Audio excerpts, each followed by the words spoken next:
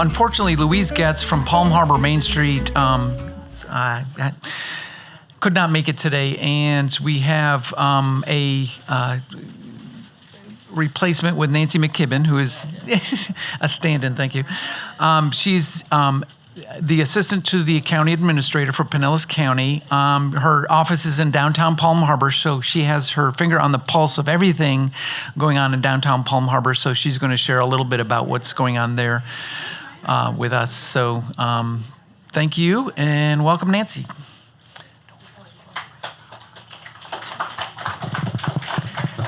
Thank you, Tom. So yes, I'm the stand-in, and I'm just shooting from the hip here. So please forgive me if I don't measure up to how articulate and wonderful our speakers and presenters have been so far. But this has been incredibly captivating, starting with Bob and going on through Brian and Monica and our guest speaker, Christopher. I'm just thrilled to listen. And I want to piggyback on something that Bob Fortner was talking about, the mystery of historic preservation. And I wonder how many here in the room know that Pinellas County has a very interesting connection to a notorious gangster in Tampa. Does anybody know the story of Charles Wall? This could be an exhibit at the Palm Harbor Museum. I'm going to talk to Terry Fortner after. So we all know Wall Springs. Wall Springs, had a series of owners.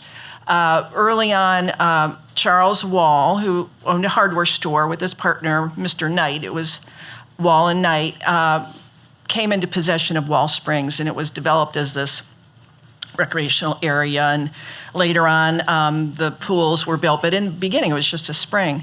Well, Charles Wall, his brother was, you'll have to forgive me because I have crib notes, was John Perry Wall, and he was married to Matilda McKay.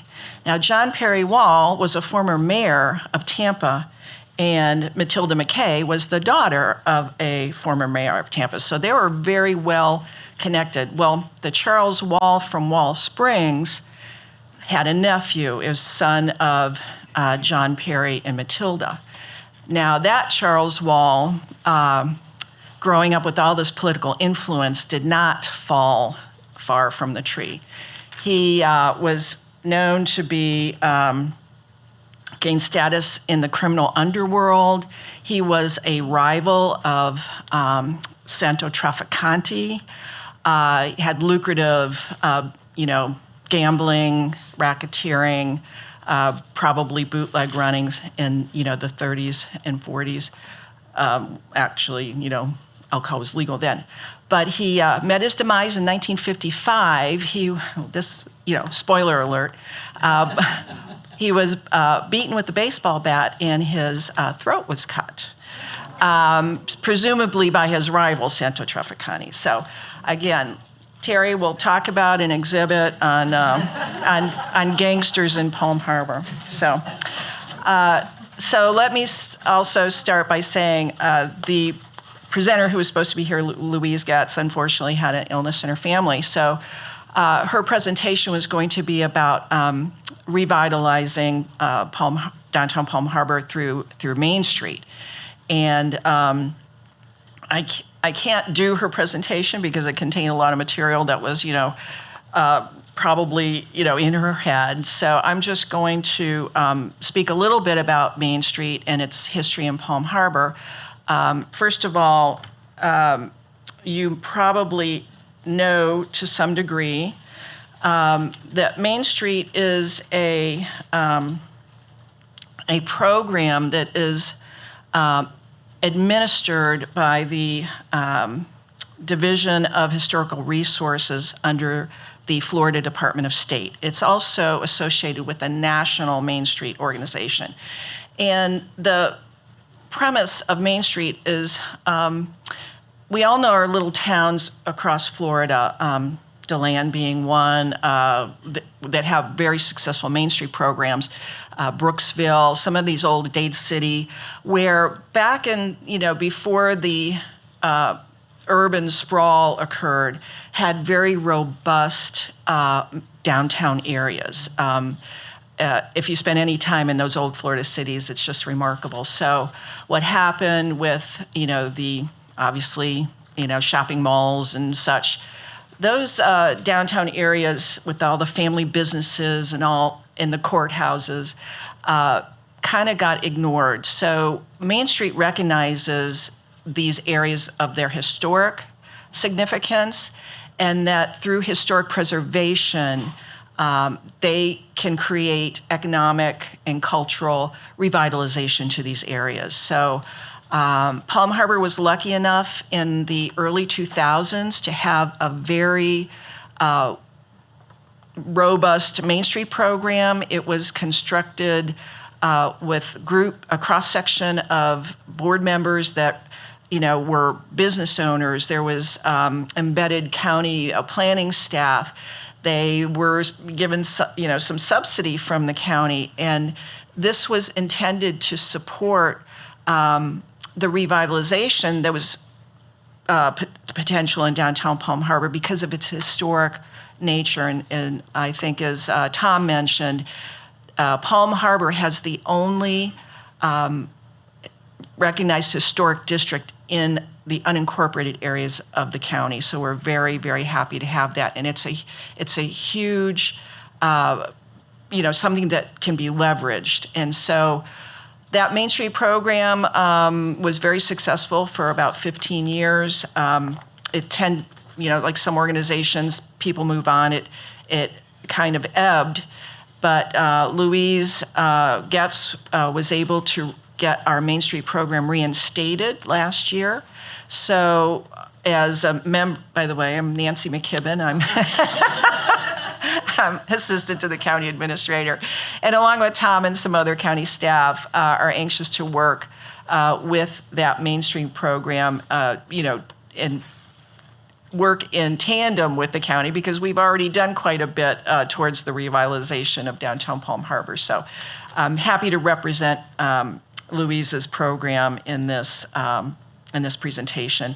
And Main Street has 4 pillars that they go by to create this synergy for revitalization, which is organization, promotion, and economic vitality, and design. So the county has laid a pretty good groundwork for allowing Main Street to, develop and continue the endeavors.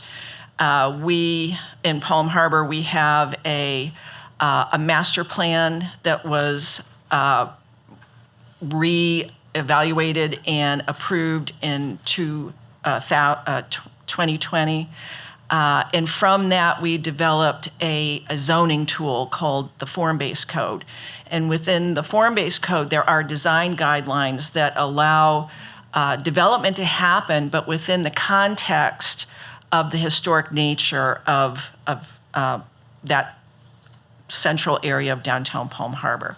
So knowing that Main Street follows the same, guiding principles in a grassroots way that involves the community, business members,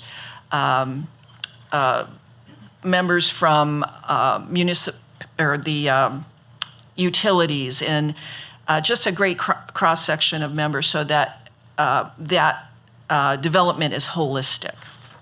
So I do want to talk to you about one project that we're working on with Main Street, if I do this correctly. There we go.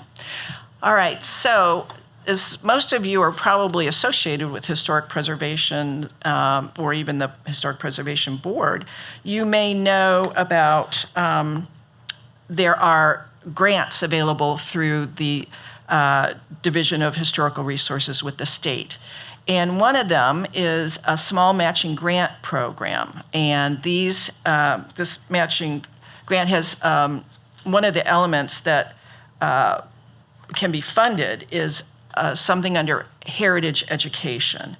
And this is intended to increase public understanding and awareness of the history and importance of historical and archaeological resources, and is Commissioner Scott said, it's critical to preserve these historic assets. And as our speakers have pointed out, we're losing them. So the goal of this grant application is to create a network of interpretive signage on not only the contributing structures that exist in downtown Palm Harbor, which now I think we've got, Tom, is it 10 of the 11? 8? Okay, 8 of the original 11, right? Is it 11? Okay. And so we can acknowledge those are still standing and maybe show them in the context of where they stood in history, much like what Monica was speaking about.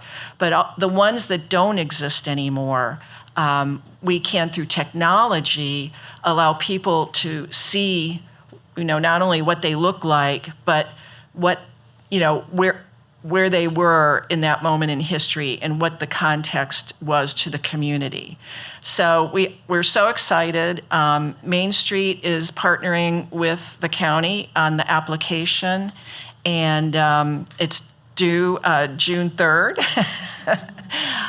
So we will definitely keep you posted, and hopefully next year we'll talk about the implementation of that grant. So I do want to acknowledge the great work that Tom does in the county for historic preservation. Not only is he completely, involved in the things that we've talked about today, but he assists community organizations. You may or may not know, there is another category for grants with historic resources that focuses on African American cemeteries. And certainly we've heard a lot of the press about that. And recently, it may, have been around common knowledge for some folks, but I became aware through Tom that there is an African American cemetery. It's in unincorporated, but it's like just right on the cusp of the city of Clearwater, in a residential neighborhood. It's called Whispering Souls, and Tom and some other staff are assisting that group in getting designated through the state as a historic resource. So many things, such exciting, things when you talk about historic preservation. So thank you for allowing me to tell you a little bit about, substituting for Main Street. But please feel free if you would like any more information. I'd be happy to answer any questions. And then Tom as well, who is the authority. Okay.